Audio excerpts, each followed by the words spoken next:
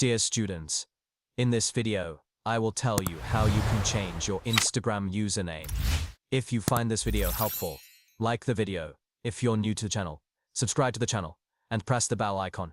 In the first step, open the Chrome browser. Second step, go to the website instagram.com.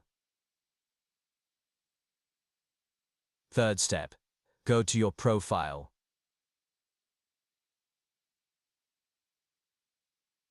Fourth step, click on Edit Profile. Step number 5, click on Meta Account Center. Your sixth step is to click on Instagram. Seventh step, click on Username. Here is your eighth step. Here, enter the username and click Done. The one you want to change to. Enter it here.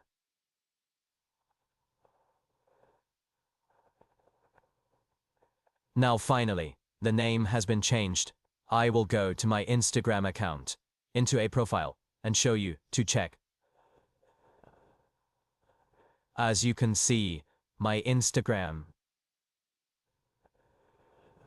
username has been changed. Hopefully, this video gave you information. If it did, like the video. If you're new to the channel, subscribe. Also be sure to share this video with your friends.